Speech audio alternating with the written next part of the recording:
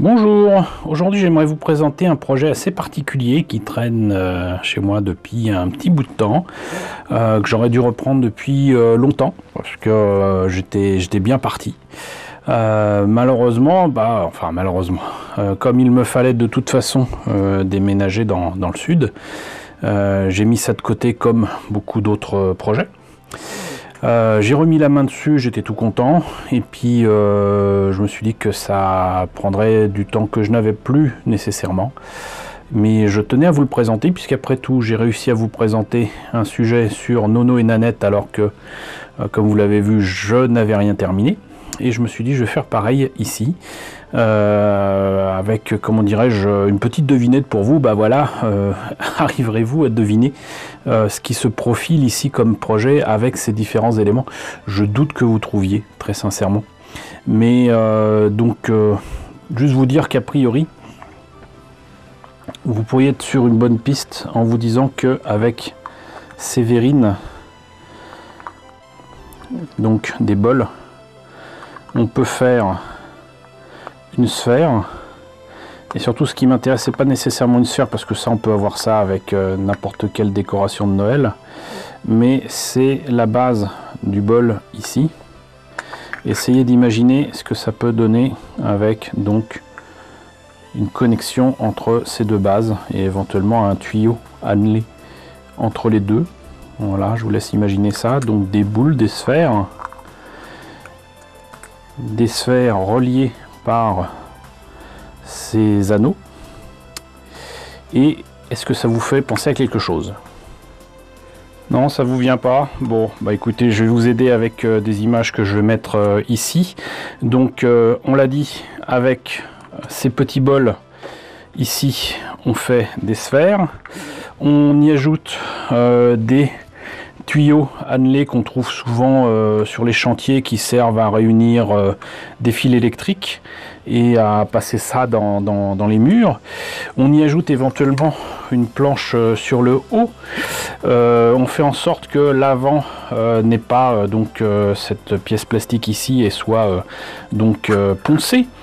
Et avec les différentes sphères et le plateau au-dessus, on va appeler ça la passerelle, avec un éventuel kiosque, peut-être que ça pourrait vous rappeler un sous-marin d'une série un peu kitschouille, une série qui n'a duré que moins de 15 épisodes, 13 si je me rappelle bien, je ne sais plus, et dans lequel apparaît un homme poisson.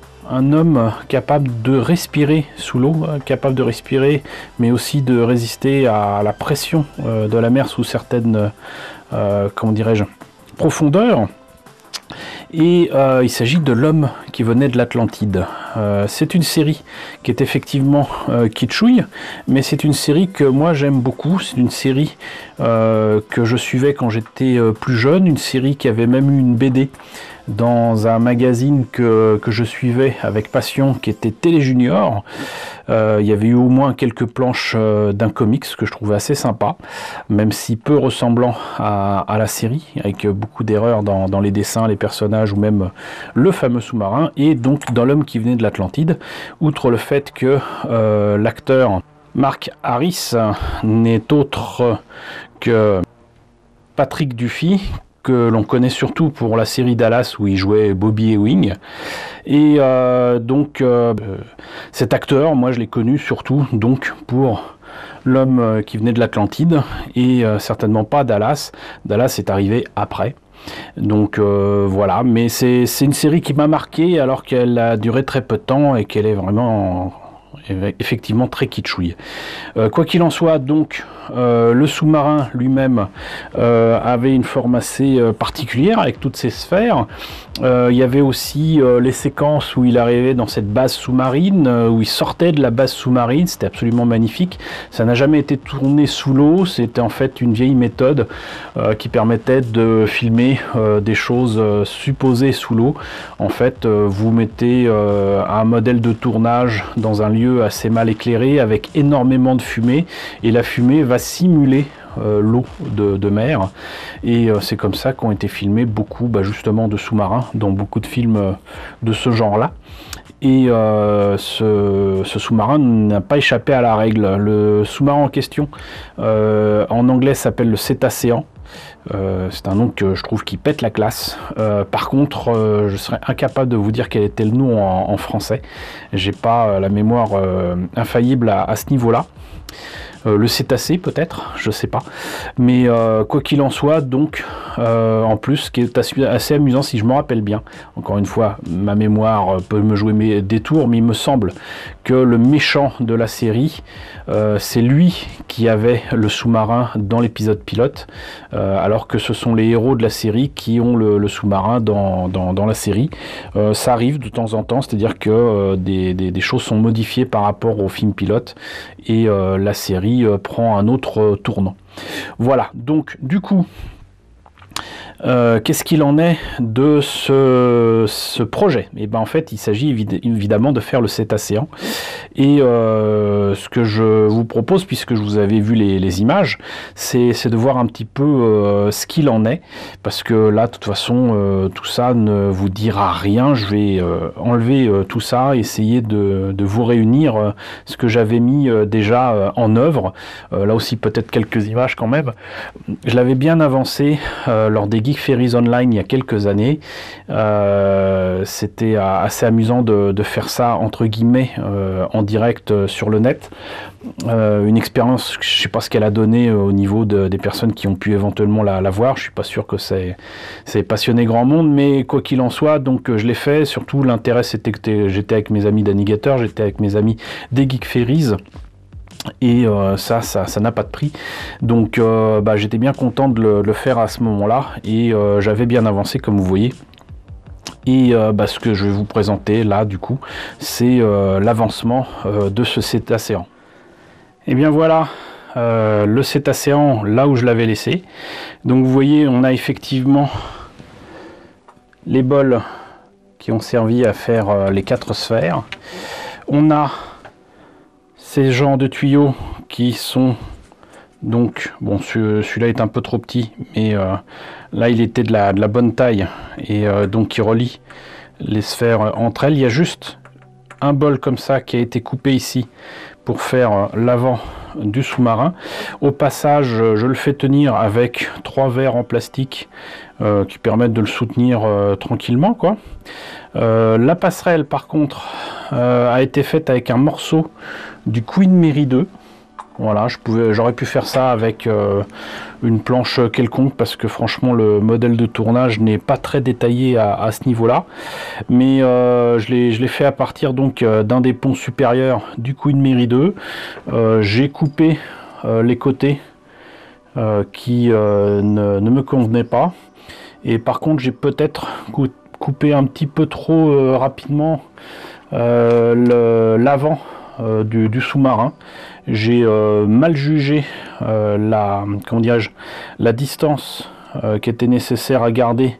Ici, il y a peut-être un centimètre à rajouter, mais ça ne sera pas un problème. Il faut juste que je retrouve le morceau que j'avais découpé, que j'avais certainement gardé. Le kiosque lui-même, au départ, je voulais utiliser un bouchon de bouteille de shampoing. Et finalement, j'ai utilisé, là encore, comme vous voyez peut-être, ici, j'ai utilisé en fait une des cheminées du Queen Mary 2, qui en plus me convenait parfaitement, puisque je vais essayer de le prendre sans... Oui, voilà, ça c'est enlevé, mais voilà, faut que vous voyez ça de plus près. Donc non seulement la cheminée correspondait parfaitement, j'ai juste rajouté ici des serre-câbles comme j'aime bien le faire. Là je me suis dit que ce qui manquait sur le pont très clairement, c'était un bastingage pour éviter que les personnes qui sortent éventuellement se retrouvent dans la flotte. Là peut-être de quoi faire venir justement l'eau dans des ballasts, et pareil ici. Voilà, des morceaux plastiques, ça c'est encore des morceaux d'origine. Là, c'est mes fameuses touillettes comme j'aime bien les utiliser. Et là, vous voyez donc qu'il y avait ces trucs-là sur la cheminée qui étaient d'origine, qui me faisaient vraiment penser à un sous-marin. Donc voilà, je trouve que c'est beaucoup plus détaillé que n'est le modèle de tournage. Et j'ai rajouté donc une petite porte sur le côté. Alors je serais incapable de vous dire d'où elle sort, mais je trouve qu'elle va très très bien. Et donc c'est plus une interprétation du cétacéan qu'une réelle reproduction à l'identique de ce qu'on voit dans la série. Et pour le gouvernail, j'ai utilisé en fait des morceaux de gouvernail, d'avion par contre. Et ça, si je me rappelle bien, c'est issu d'une maquette de Mosquito ou 1.48. Mais j'avais gardé par devers moi beaucoup d'éléments de maquette. Ici c'est d'un P38 je crois, ou un 24, un truc comme ça.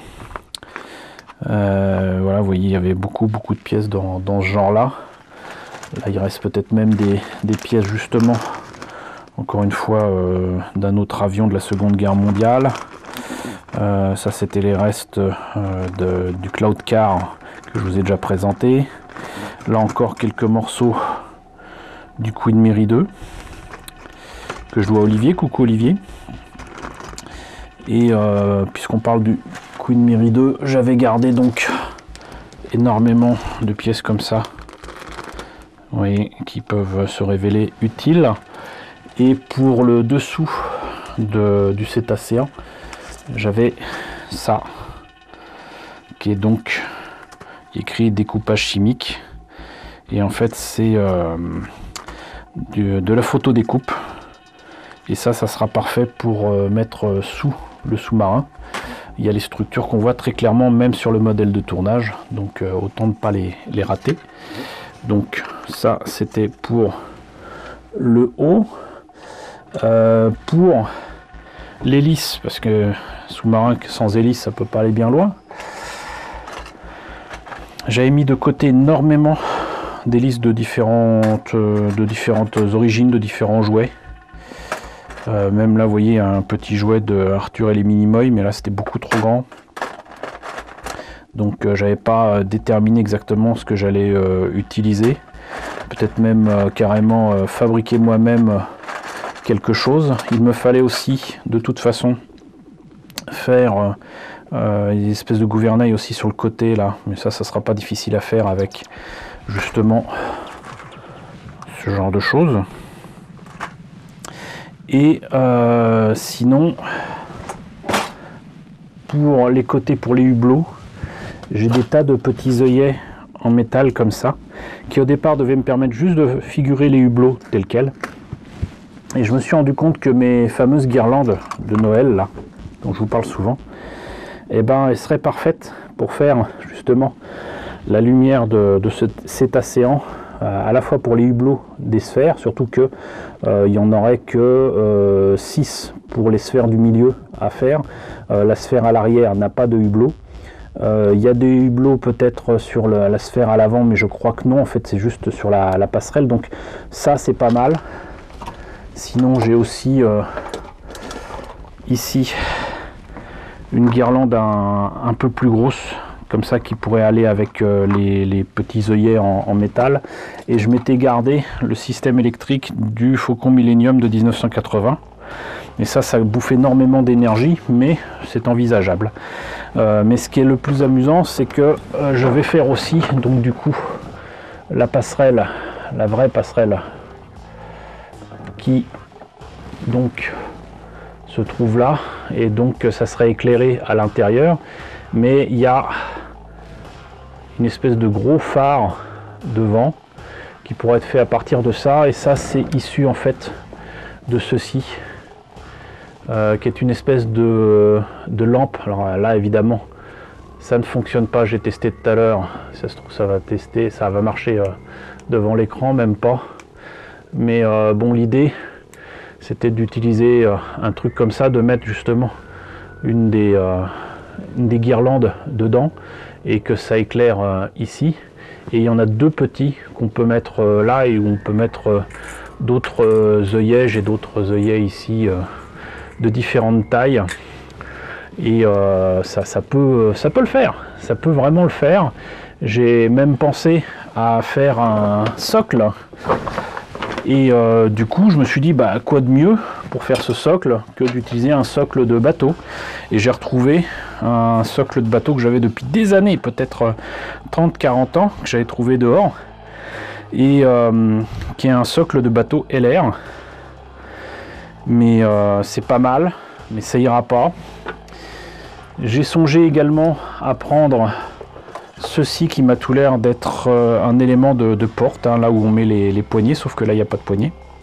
Mais il y avait déjà les trous ici qui permettaient éventuellement, et je sais pas pourquoi j'avais trouvé ça en même temps, ceci qui aurait permis de faire les tiges pour tenir le tout. Alors il aurait fallu agrandir les trous, etc. Mais voilà, ça m'a donné l'idée de faire les tiges qui soutiendraient les sphères.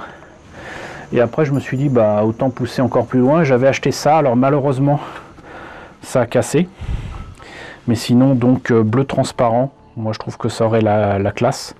Je peux peut-être remplacer et refaire le bord. Mais voilà, donc entre guillemets j'avais vraiment avancé sur tout ça. Comme on dit, il n'y a plus qu'à. En plus franchement, à peut-être quelques millimètres près ici et là, ça tenait. Donc c'est à dire que le truc en bois pouvait tenir dessus. Je pouvais le mettre aussi en dessous pour faire en sorte que ce soit plus solide et tenir les fameuses tiges. Donc les possibilités sont, j'allais dire, vastes. Mais c'est ça aussi qui est intéressant dans ce genre de projet. On peut faire l'option A, B, C, D et faire des trucs assez sympas. Moi, j'espère pouvoir me remettre dessus un de ces quatre. Faut je trouve quand même quelque part la motivation parce que bah mine de rien le redémonter, parce qu'en fait c'est ça aussi le problème. Pourquoi je l'ai arrêté, c'est que j'ai retrouvé les pièces, mais j'ai eu l'idée de mettre les guirlandes. Mais mettre les guirlandes, c'est ouvrir de nouveau les sphères, donc casser le travail de ponçage et tout ça des bols, recoller ensuite, reponcer, ne plus avoir accès ensuite au système électrique, faire en sorte de mettre aussi les guirlandes avec les hublots là où il faut. C'est là que interviennent les œillets, puisque donc du coup avec les œillets comme ça à plat, on peut pas, alors monsieur focus, voilà, on peut pas faire grand chose, mais il y a des œillets qui sont pas à plat et qui peuvent non seulement permettre d'être placés donc dans un trou percé dans le plastique, hein, mais en plus de ça, là il y a ce qu'il faut pour faire tenir justement les guirlandes.